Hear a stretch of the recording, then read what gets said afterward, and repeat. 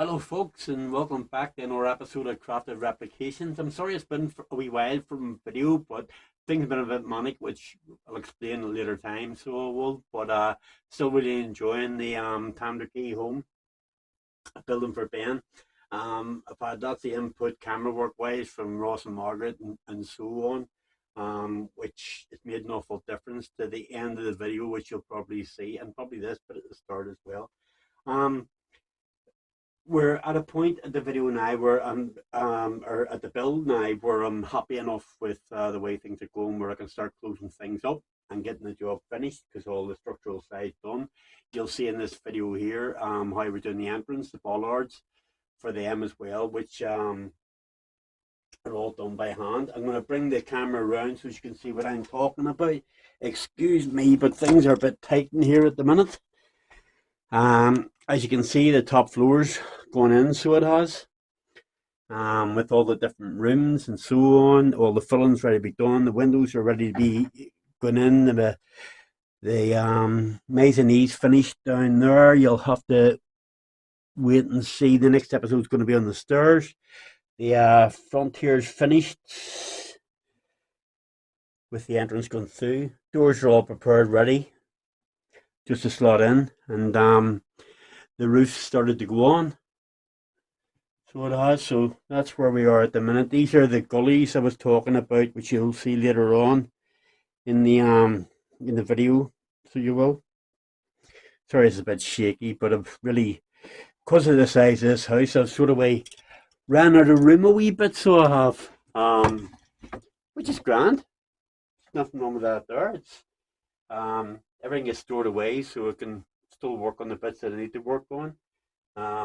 But I moved it out of the living room because I was finding it too awkward going from the living room to the workshop, living room to the workshop. So everything's back in here now and done in bits.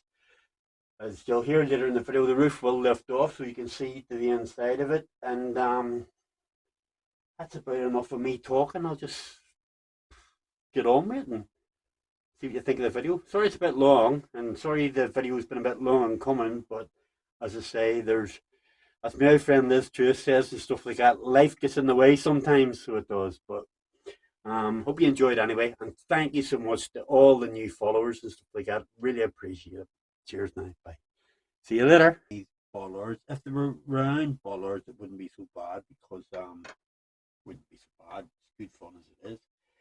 But they're easier to make, obviously, because you just make them on the lathe. But because they're square bollards, they're slightly different. So where I've marked out here, all the way along, you don't think you can probably see it on camera. You'll see what I mean in a minute.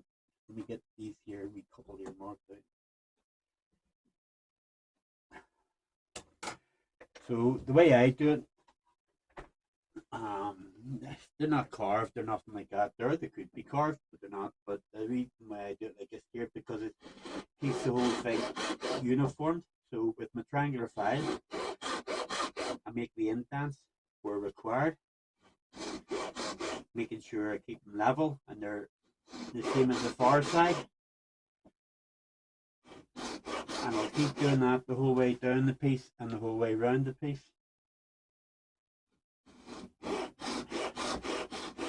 And then I'll probably fast forward a bit of this here, could be boring for you, but then I'll come back and show you how I make the squares where the go in the release there at the bottom, and obviously like for rain to run up and what have you.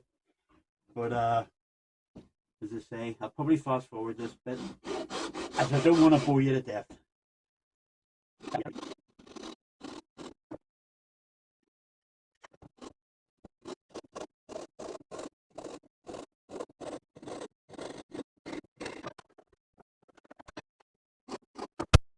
Now what we have to do, we have to define the slope in each piece.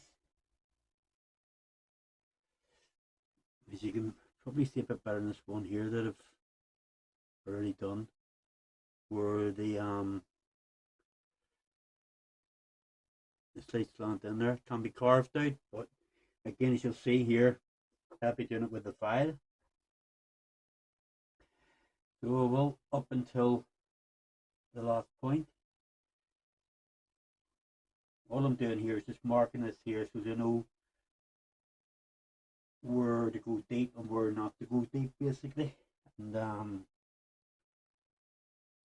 it's just a reminder, because when you're looking at something repetitive, and it is repetitive, and everything got the camera on it, when you're looking at something repetitive like this here, it's easy to get yourself mixed up. So start where I have made this here mark.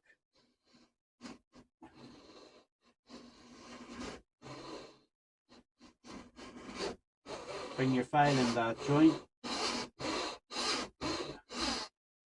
until you've brought it down to where you want it. Now, in reality, these will all be cast in concrete, so there won't be like imperfections as such. But in our one, because it's handcrafted, everyone's not going to be exactly the same, but you still strive for that perfection of getting as close to perfect as your eye and your hand will let you. And I just want to say again, thank you to everybody who subscribed. I really appreciate it. It just makes it feel like, you know, what you're doing is worthwhile, and other people are enjoying it. And that pleases me. Inspires me.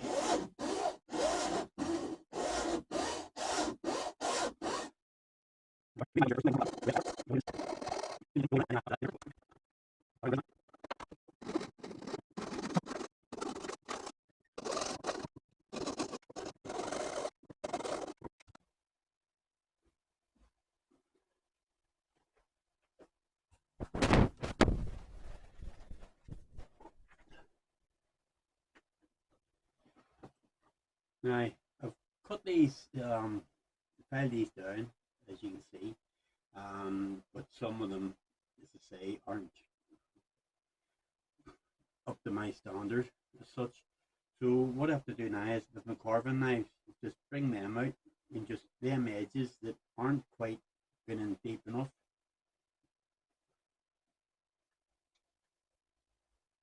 Just following the contour of the file, but just the very end of it, not the whole thing, just the very end of it. Take that squareness off.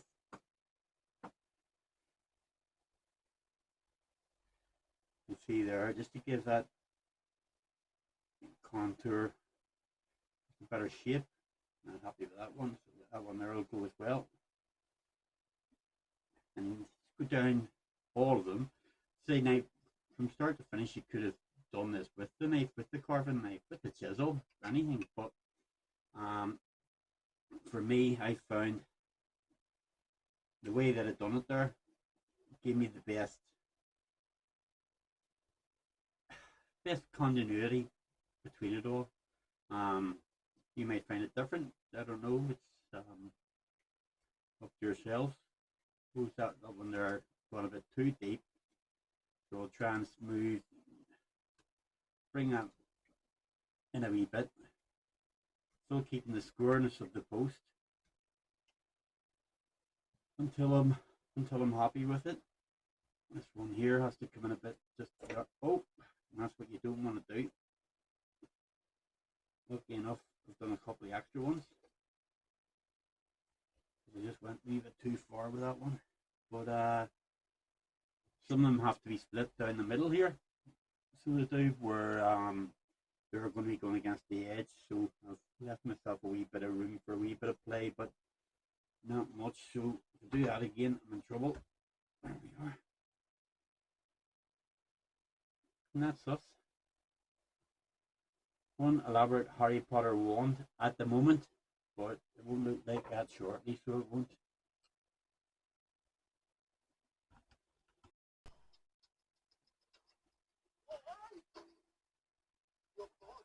Right folks, now I've got them all marked out, as you can't see, but I can.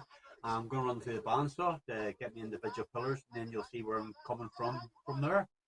So bear with me for a minute. I'll try and put you in the picture of the. There we are.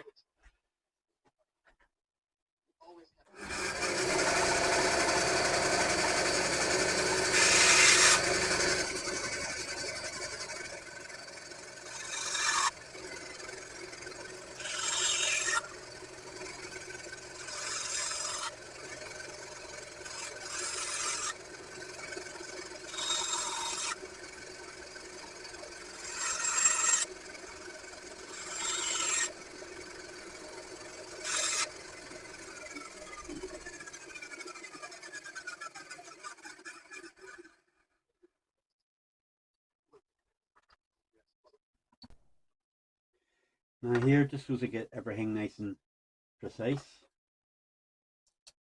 what I'm doing is I'm using a bit of double-sided tape, and I'll lay my first one on, score to the bottom as I can get it.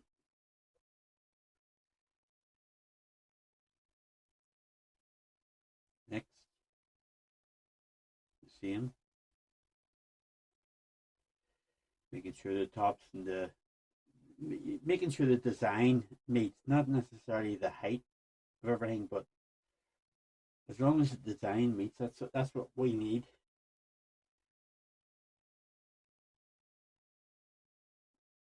And so far, slightly, right?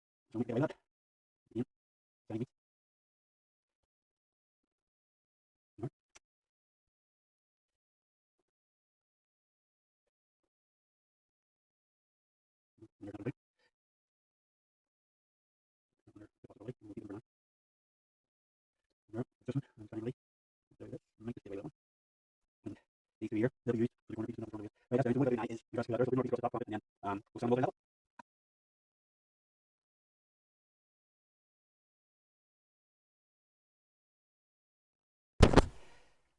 Now here, as you can see, I've put them all on a. I've just used a bit of double-sided tape and stuck them all on. The design has to be the same the whole way across, but now I've got that like that. I can put another piece of board across the top here, clamp them together, take them to the sanding machine, and I know when I bring one down that level, just meet the rest, the law that should be the same. So they will, so I can start putting them then on the actual building itself.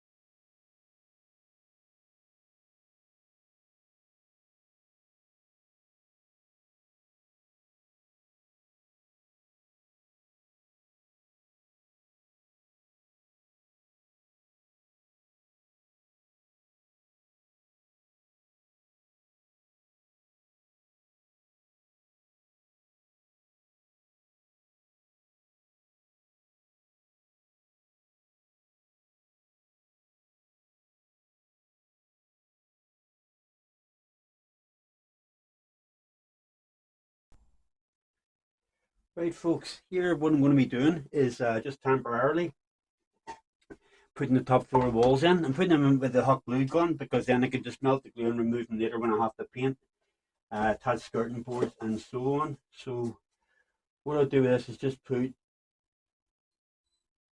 dash on the edge of each. You can see wee bit in the bottom just to get the vertical right. I've already drawn the lines inside. So all I've got to do basically is put it exactly where I want it. Nice tight fit.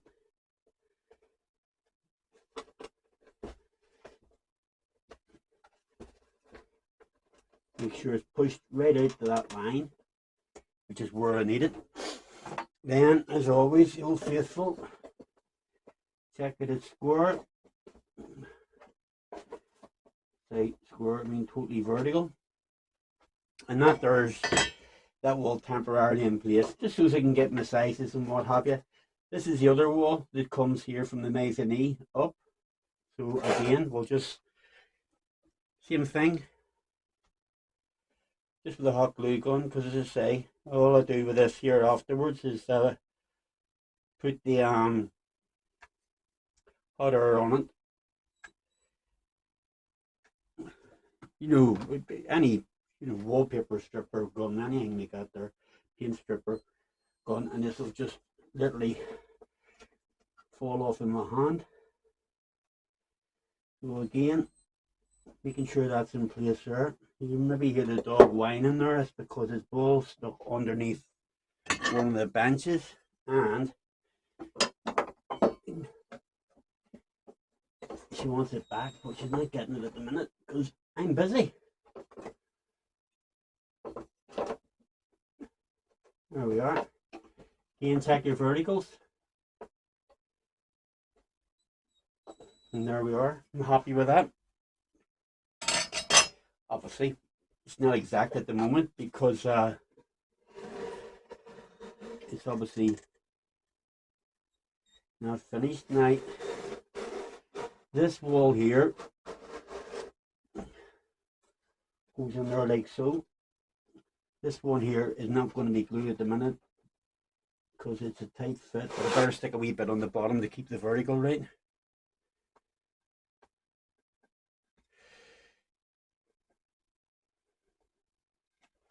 These have all just been previously pre-cut using the coping saw.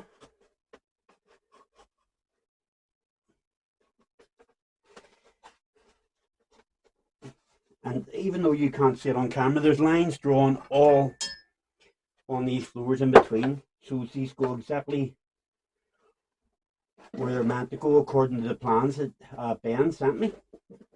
And there we are. There's another one in place.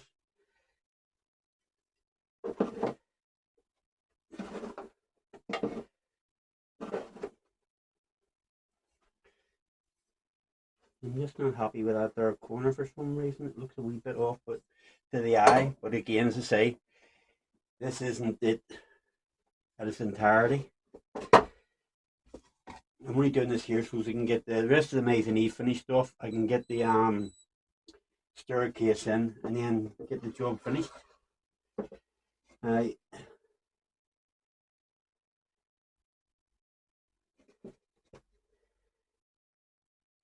Room goes like so. There's a wall there and a wall there, but I just have to come back in a wee second because I just got to check all my plans for this here.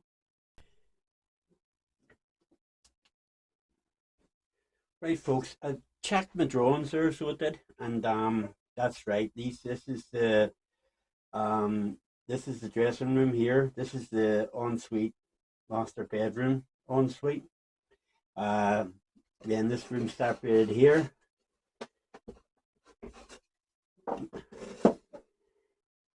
And this room here is wee Rouge room, the blue and grey room, and this room here is the other bedroom, so it is. Now, this feels a bit tight going in, this wall, so I might have to take a wee piece off it, and I do.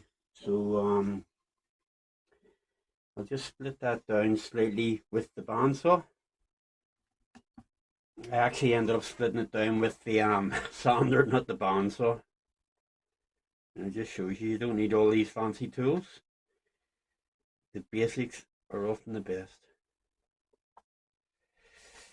Again, a wee bit of hot glue on it. As I say, this is Rouge room, which is Ben's wee man.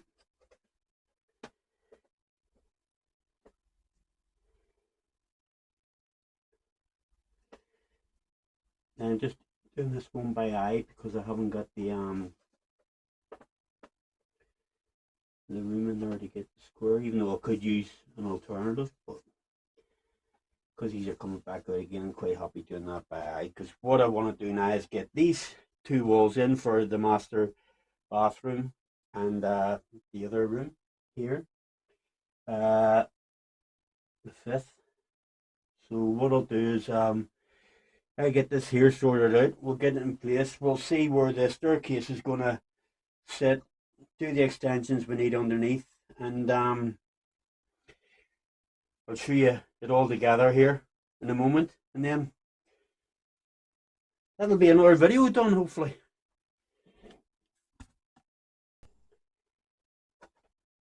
Here, folks, what we're doing is we're doing the roof in preparation. So these are the main beams, obviously, that hold on to the rafters and so on. So this just pops through here like this here. Again, this is only being done with hot glue gun because these are, at the minute, they're temporary fixes. But once these are in place, I'll be able to give a good judgment of how the actual slates and beams are going to go on.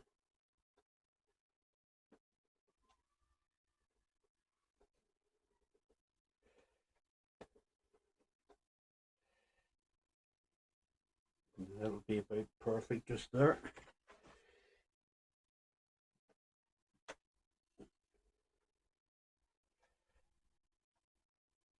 Just needs a wee touch, just as I say, it's only a temporary hole, so it is. Gives me an idea of what I'm doing and the shape, and if it looks right. Because even though all measurements can be perfect, that doesn't always prove true to the eye sometimes, as I'm sure some of you are well aware of. As in this instance here.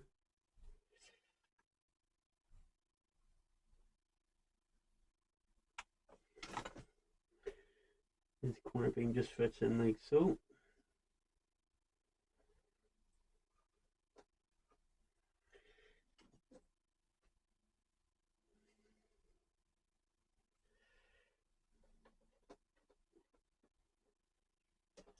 And actually that one there is on the wrong side, it should be on that side.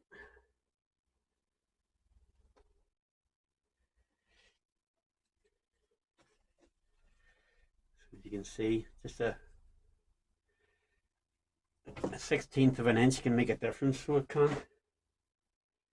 The actual finished product. No, that's a better fit now for that.